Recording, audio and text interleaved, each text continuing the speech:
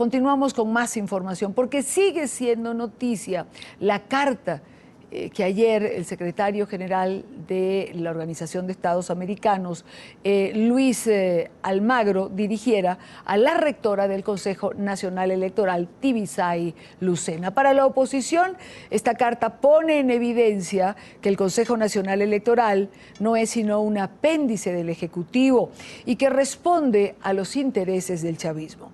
En esta misiva, recordemos, Almagro cuestionó la falta de garantías para un proceso electoral transparente el próximo 6 de diciembre. Daniela Zambrano, periodista en NTN 24, tiene el informe. Para los adversarios a Nicolás Maduro, el régimen chavista ha quedado aislado en el ámbito internacional en materia electoral y política. La carta del doctor Almagro ha significado un punto de ruptura y ha señalado algo que ya se sabía en Venezuela, y es que el órgano electoral en Venezuela actúa como un apéndice del partido político oficialista, y creo que la carta del doctor Almagro ha venido a concientizar a América Latina acerca de los problemas que tiene para Venezuela un sistema electoral totalmente injusto. Para el presidente del Parlamento, Diosdado Cabello, la misiva de Luis Almagro, en cambio, es una acción injerencista de una institución que asegura desprestigiada. La institución más pervertida, corrompida y desprestigiada del mundo, como es la OEA, en la voz de su secretario general, amenaza al pueblo de Venezuela. Declaraciones que no sorprenden a la oposición. El que se pica pocas ahí come. Y ellos están claros de todo lo que dicen ahí, es verdad. Insisten en que lo quiere el gobierno o no, habrá observación electoral en los comicios del 6 de diciembre. Que van a estar acá resguardando lo que nosotros queremos que ellos vean y no lo que el gobierno quiere que vean. Ciudadanos también desconfían del árbitro, aún así aseguran saldrán a votar. ¿Van a ser unas elecciones limpias? Mira, tanto Tibisay y Lucena por medio no lo creo. Igualito vamos a salir a votar el 6 de diciembre. Ellos lo que están es comprando a la gente, dándole comida, dándole que si las casas. A mí si me la dan la cojo, pero no voy a votar por ellos, así de sencillo. Teniendo a Tibisay y Lucena en el CNE lo dudamos, pero nosotros los venezolanos vamos a luchar por la libertad de nuestro país, por mis hijos y por mis nietas. El 13 de noviembre arranca la campaña electoral regulada por el CNE. Opositores convocaron actos en la capital y en el interior del país. Para este sábado, una caravana en el este de Caracas. Todos a las 9 de la mañana con nuestro vehículo estemos a las afueras de Parque del Este, el nuevo Parque Francisco de Miranda, en la avenida Francisco de Miranda, para que arranquemos en una gran caravana. El chavismo también movilizará a sus filas. Desde el partido de gobierno desestima las encuestas que en su mayoría dan entre 20 y 30 puntos de ventaja a la oposición. El periodo de campaña que inicia este viernes finalizará formalmente el 3 de diciembre a la medianoche, 48 horas antes de los comicios legislativos. En Caracas, Daniela Zambrano para la tarde de NTN 24.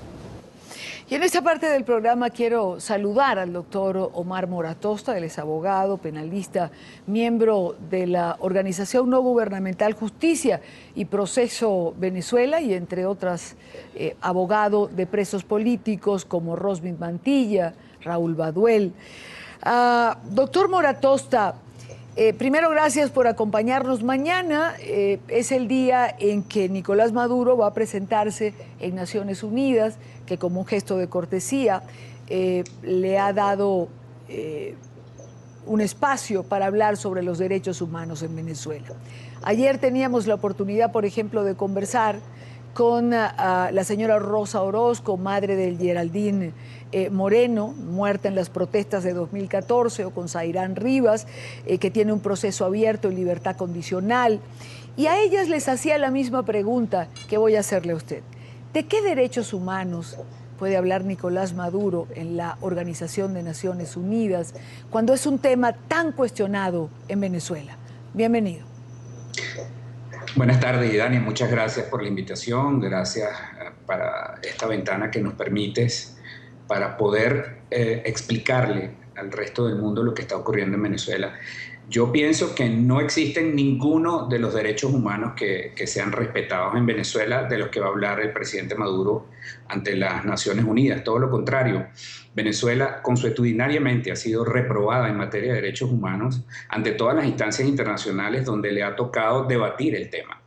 Y no pueden tapar el sol con un dedo, Idania, porque muestras tenemos múltiples de que en este momento es la etapa, como la he llamado yo, la etapa más oscura en la violación de derechos humanos en Venezuela, en la que se ha perseguido inclementemente a la disidencia del país, a los estudiantes, a la sociedad civil, por el simple hecho de pensar distinto. Tú has mencionado casos como el de Rosmi Mantilla, un estudiante miembro de Voluntad Popular que permanece en los calabozos del SEBIN, la policía, digamos, de Estado en Venezuela, de inteligencia, al igual que muchos de los estudiantes que por el simple hecho de protestar el año pasado fueron vilmente reprimidos, torturados y encarcelados, como es el caso de Raúl Emilio Baduel y de Alexander Tirado, el Gato Aragua, quienes por el simple hecho de manifestar pacíficamente fueron condenados a 8 años y permanecen en una cárcel común sin haber cometido delito alguno, con pruebas forjadas. Entonces yo no entiendo, con casos como estos y como los que tú expresaste al inicio de nuestra conversación, de qué derechos humanos piensa esta gente hablar en Naciones Unidas. ¿Será de los que han violado, Idania? Porque no existe manera alguna en que ellos puedan justificar la barbarie que se está cometiendo en Venezuela en estos momentos. ¿Hay la posición o el gobierno venezolano ha asumido con frecuencia la posición de víctima? Es decir, ser víctima de una conspiración, ser víctima de una componenda mediática internacional, ser víctima, ser el centro de una serie de ataques que lo llevarían a tomar algunas decisiones o que simplemente harían aparecer ante el mundo las cosas como no son. Realmente eso es absolutamente a la inversa. La víctima de toda esta situación y de la supuesta guerra económica y de los ataques de todo el mundo contra Venezuela es el pueblo venezolano. El pueblo venezolano en este momento se le están negando las garantías inherentes a la persona humana más básicas.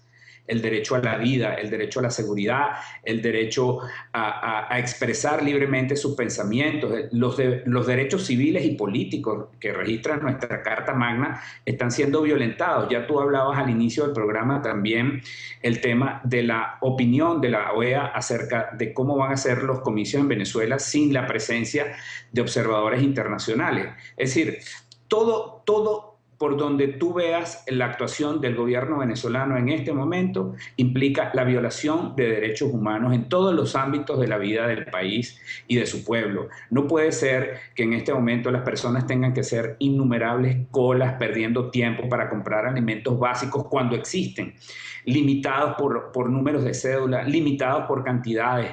No existen en los hospitales pues insumos para que las personas sean atendidas correctamente. Los enfermos, digamos, críticos han tenido mucho problema con eso también, la inseguridad. Entonces, ¿de qué estamos hablando? ¿Cuáles son los derechos humanos que defiende esta gente? Eso es completamente falso. Y seguramente en esta oportunidad, como en otras, lamentándolo mucho para nosotros como venezolanos, pues nuestro país va a ser el ojo del huracán en materia de derechos humanos. Quiero agradecer a Omar Mora Atosta, abogado, penalista. Gracias por estar con nosotros estos minutos. Buenas tardes.